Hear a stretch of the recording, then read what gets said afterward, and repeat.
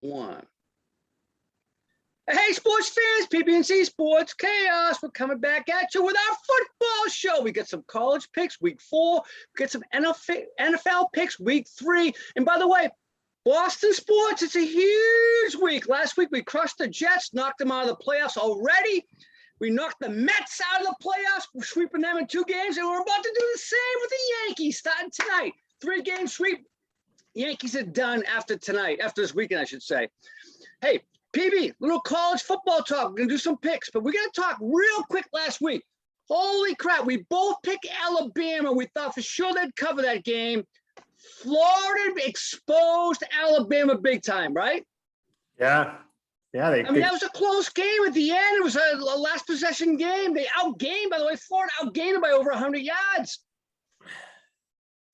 Oh, man. Hey, and the other team, my OU, we did not put them on the picks last week, and I had a reason why. They don't cover spreads. They played their old rival, Nebraska. That was a 22.5-point game. It was not a 22.5-point game at the end of the day. It was like a 7-point game. Unbelievable. And just after we talked about UCLA last week with their big win, they lay an egg. They lose to Fresno State as the number 13 team, UCLA. They're all done. Chip Kelly, see ya. Who knew it? Bye-bye. I got something a little surprised, though. I don't have other picks this week. We'll talk about them momentarily in a couple weeks because they got some big games coming up. But Ole Miss, they're looking good with Lane Kiffin. I'm not a big fan of Lane Kiffin. I don't think he's a head coach. I think he's an offensive coordinator at best. But they got this dude, Matt Corral. Fans, if you've not heard his name yet, trust me, he is suddenly a Heisman favorite. He came out of nowhere. He's number 3 right now in Vegas for the Heisman. He had a 7-touchdown performance last week, PB. Wow.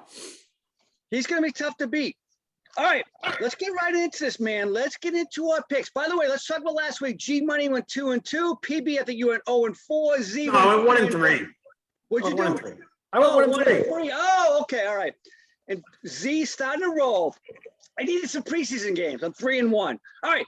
Texas A&M, number 7 in the country, goes to Jerry's World to play Arkansas, number 16. Jerry's alma mater, by the way, was Arkansas. Who do you like there? It's a 5.5-point spread. Laying the points for Texas A&M. Yeah, I'm going to lay the points and take A&M in that one. I am too, man. G Money likes Arkansas. I don't see it. I know Arkansas beat Texas, but who doesn't beat Texas these days, right? All right, you and me, we both like Texas A&M to cover.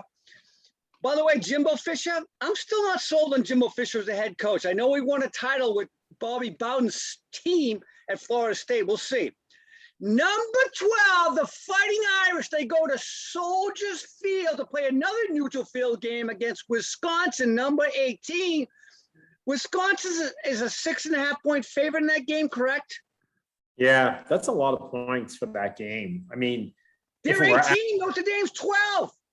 Yeah, I mean, if we're at Wisconsin, maybe you could make an argument for that. I think it's too many points to give Notre Dame. It's almost a whole touchdown, right? So I'm going to take the points with Notre Dame in this one.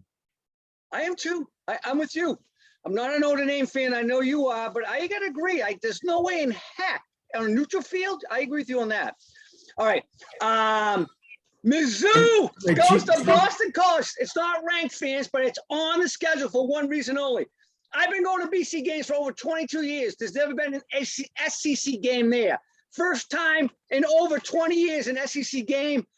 I like BC to cover. I know Mizzou's a favorite. I don't see why they are, but what do you think? Yeah, and by the way, just for our fans and for G Money's sake, he did take Wisconsin in that other game. So yes, he did. You're right. Thank you for reminding me. So he's got both of his picks are against our picks for those first 2 games. You like BC here. This is a tough one.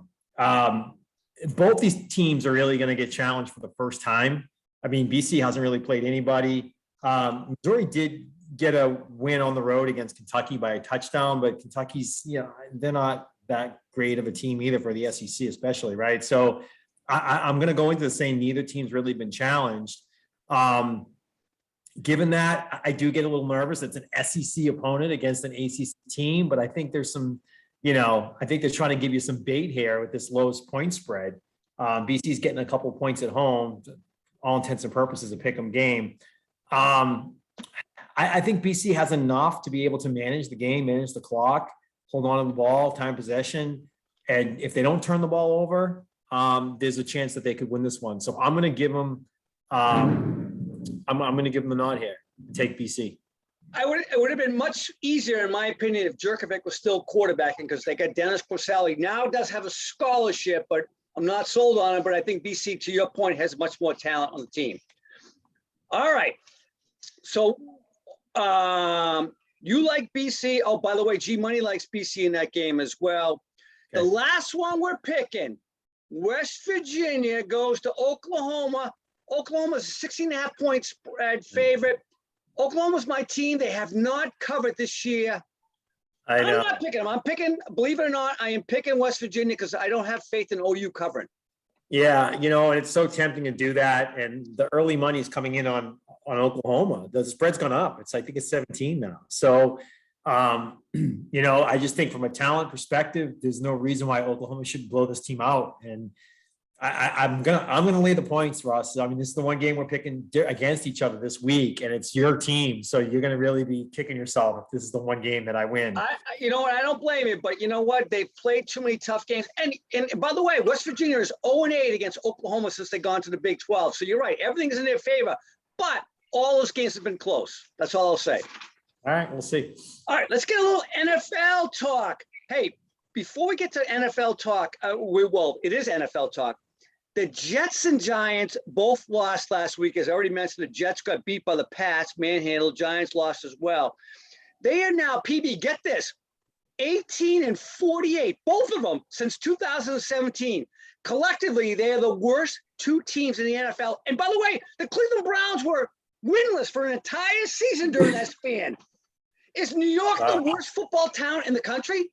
Wow. I'm surprised like Detroit isn't part of that equation or something, but no, I'll take your word for it, man. That's crazy. Yes, New York is officially the worst football city in America, fans. All right, let's get into last week. I know you're going to rub me on this. New Orleans and Pittsburgh, I said, don't sleep on them after their first week. Then they both laid eggs. They looked like crap last week. I don't get it. What do you think? Yeah, I'm with you. You know, a lot of things happen in that first. See, the thing is, with the first week, it's hard to start to really predict what the future is going to look like. That whole A plus B equals C theory does not play into the first few weeks in the NFL. And we saw it all over the place. I mean, you make two great points with Pittsburgh, you know, winning on the road in Buffalo, and then they can't beat Vegas. And then you got a team like New Orleans, who impressively kicked the crap out of Green Bay, and then they can't find their way out of a paper bag against Carolina, right? So now, is Carolina a real team? I mean, if Tampa Bay loses this week, Carolina's in first place in that division at 3-0. You know, I mean, but there's just too many variables right now to really put teams in these categories to say that they're at that level. Everyone was disappointed in the Titans. The Titans lost at home to Arizona, a pretty ugly game. Derrick Henry didn't do anything. And then what does he do? They go on the road the following week to Seattle, a tough place to play, and Henry goes completely off, and they win the game, albeit close one. Well, let's not forget, he was not a factor for 2.5 quarters of that game, right? All of a sudden, he and the rest of the team woke up with about 7 minutes left in the third quarter, and then they took off.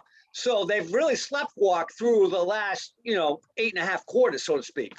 Yeah. Yeah, but it's just a lot of that going on right now in the NFL, so it's hard to make predictions. I mean, let's use Buffalo as another one. At home, they lose to Pittsburgh, which we're borderline playoff team, probably not even a playoff team this year, at least for my predictions. And then, what do? They go on the road to Miami and just absolutely annihilated them. They look fantastic. Now you question Miami. Is Miami that good? Miami beats the Patriots and then comes home and absolutely, literally laid an egg. They didn't score a point, right? They put up right. So there's just too many of these things going on right now. I can't make a fair assessment on what the future of these teams will look like. So I'm going to wait and hold my opinions on, let's do like a mid-year or at least the first quarter of the season to really start to say, and you're doing it on ESPN now all the time, you see, are they pretenders or contenders, right? You ever see that segment? Yeah. We should do a pretender or contender segment because I don't know. I wouldn't want to do it this week. Let's put it that way, because it's too early. So, PB, I will say this. Here's what I'm going to say about that. Preseason matters. you can't sit out preseason, which Green Bay did. They got skunked against New Orleans, right? Pittsburgh did as well for the most part, although they played fairly well the first game. Buffalo sat everybody. So the bottom line is you have to play a little bit. Last night, Christian McCaffrey got hurt. He may be out a few games. That's a preseason injury, in my opinion, for not playing. He didn't play the whole preseason. He's not game ready, all right, at that point in time. Preseason matters. At the end of the day, you got to play a little bit in the preseason, I believe. The muscles aren't ready. Just go in there game one and play cold at the end of the day. Especially a hammy, right? Oh, God, yeah. I mean, look how many injuries are muscle related right now. Those are factors from not playing the preseason, bottom line. And by the way, look at all the guys getting out this week. You got Justin Fields starting for Andy-Dalton. I don't know what Andy-Dalton pulled his V muscle. I don't know. AB has COVID. That's a real thing. Tua is out with broken ribs. I guess that's a real thing. But is that because the offensive line didn't play during the preseason? Who knows, right? I mean, I don't know. Yeah. We'll see. All right, let's do some picks. You ready? You got anything else before we go on to that? No, let's get into our picks. Our pick 6 for this week. All right. By the way, last week G Money is gloating over his 4-2. I don't know if you can gloat over that because I was 4-2 as well. What'd you go? 1-5 or 3-3? I forget. I went 3-3. Thank you. All right. Indy at Tennessee. By the way, Carson Wentz can't play this week potentially because he has the most sprained ankles you could have too. Yeah, this will be an interesting game. This should be a really good game. I know G Money's leaning with Indy on this one, and his theory for that is pretty legit. This Indy team is not really, you don't look at them and think they're an 0-3 team. But no Carson Wentz, right, this week, potentially, or if we do, we could be hobbling around. Tennessee, I think we've said they've had playoff potential since the beginning of the year. And what they did last week in Seattle was pretty impressive. Yeah. But if both these teams are 0-2 right now, who would we be taking? It's a tough one. But I'm going to go with the home team. I'm going to go with the Titans here. I think they'll outlast the Colts in this one. And by the way, PB, when we did our schedule breakdown, we both said Indy potentially could go 0-5. Yeah, right. Starting off the season, we have a very tough stretch. Yeah, I've got Tennessee as well, man. I'm going with Tennessee as well, especially at home. All right, the big one. The Pats are at home against New Orleans. Is New Orleans a pretender or a contender? That's your point. We'll find out this week. What do you think? G Money's got the Pats. Yeah, I think Bill Belichick will scheme against these guys and keep them from scoring. If you shut Kamara down, forcing Winston to throw the ball, not to say he's not a great thrower, but maybe they don't have the best set of receivers out there right now to throw the ball to. Patriots backfield's pretty good. So I really think this is going to be a game for the Patriots to lose, meaning they should win it. I mean, everything points to that. They're that 3-point favorite, right? So I like the Pats. I do. I like the Pats as well. The only thing that gets me a little worried, are they looking ahead to what? Because all the news this week already has started about next week when Tampa Tom comes to town. But I'm with you. The Pats should win this game. We got a lot to talk about next week about Tampa Tom and the Pats and all the stuff coming out with Guerrero and his father, blah, blah, blah. All right, let's talk about your hometown. The Dolphins head to Vegas this week, but Jacoby starting for Tua. What do you think? Yeah. G-Money has Miami, by the way. He feels Miami. Yeah. He feels for Vegas as a pretender. Yeah, well, I kind of feel the same way. And this is one of those things, Miami looked decent against the Patriots. They showed that they can win on the road against a good football team. And I'll tell you what, the Patriots are better than the Raiders. I'll lay that out there right now. So why can't Miami go into Vegas and win this game? Jacoby Brissett's one of the best backup quarterbacks in the NFL. So I have enough confidence in him. So it's a trap. I think this is a trap game. The line is shot up to 4 points. I think Vegas is favored by. But when you look at just talent on both sides of the ball, I think Miami's the better team here, and Miami wins the game. Ooh, okay. I'm with you. I'm not with you. I'm taking the trap. I think Vegas is better than people think. Derek Carr is an underrated quarterback by far, and I think Vegas wins this game handily. I think Miami's overrated this year. Okay. All right, the Monday night game. We're going to go Monday night first because I got a little about the other two games after this. Monday Night Football, Philly goes to Dallas for the supremacy of the NFC least. What do you think? Yeah, here's another team that people are starting to question whether or not they're actually pretty good with the Philadelphia Eagles. And the answer to that question is no, they're not pretty good. And Dallas is good. Dallas, I mean, despite losing key pieces, they're probably one of the most talented teams out there. I mean, I don't see Philadelphia staying with them. To me, this is Dallas's game. I wouldn't even think twice about it. I agree with you 100%. All right, let's go to the final four of the NFC, which probably will be the final four, right? Bucks play the Rams, and we'll talk about Green Bay versus San Francisco after that. But let's start with the Bucks at the Rams. This is going to be a tough game. What do you think? Yeah, this is going to be a tough game. And you mentioned earlier the Patriots looking ahead to Tampa. Well, Tom Brady and Tampa could be looking ahead to the Patriots too. So when we picked made our predictions division by division, I had predicted Tampa to go 15-1. And the one loss I had on their schedule was this loss. And we all know that, September is usually a slow month for Tom Brady anyways. To lose a game, even when in his heydays with the Patriots, he'd drop a game in September sometime. So this is it. I think this is the game that they drop. And the Rams are no joke. The Rams are a fantastic team. They're the one team that probably will compete heavily with them. As like you said, this could be an NFC championship preview. So I'm going to take the Rams in this game. I was going to take the Rams as well, but I made this little bet with my buddy here, TB-12, and I said, two teams I won't pick against till they lose a game was Kansas City and Tampa Bay. Kansas City already lost one game, so maybe I'll bet against them the rest of the year. But TB, I'm with you till you lose a game, so I'm taking the Bucks in this one. Okay. All right. I'm the only one with the Rams in that one. All right. All right. Green Bay. We don't know what the real Green Bay team is yet. After the first week died, then Rodgers came back last week, played great. They play San Fran, who's my favorite to win the NFC West. What do you think? It's in San Fran. Who do you like there? Yeah. And this is another one that I think is really hard to pick. And both these teams have shown different things. San Francisco hasn't really played anyone of major caliber. They barely got by Philly last week in a very low scoring game. So I think Green Bay that was a wake up call week one. I still think they're the best teams in the NFC. They could be right in that same equation with the Rams and Tampa at the end of the day.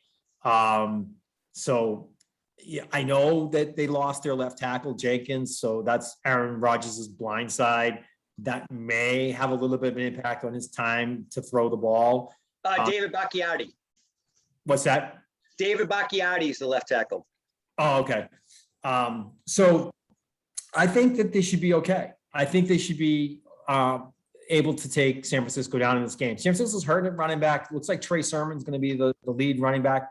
Not that he's a slouch or anything. We haven't seen him play in the pros. We haven't seen him take a snap yet. But, we know his college career. So I don't know. I just don't see San Francisco winning this game. I think Green Bay is going to go in and beat them on the road. Nice. I want to take Green Bay because, as you know, in our Survivor League, I have Mr. AROD. I'm not so sure his heart is into this season. I hate to say it. I think Jimmy Garoppolo has a lot to prove to people, and I think he outduels Rodgers in this game. San Fran wins. Okay. All right. Put them in the books. Nice. Good show. All right, fans. We'll talk to you next week. PB, anything else you want to add before we sign off? Except that the Yankees scored 3 runs in the top of the first inning. Oh! All right.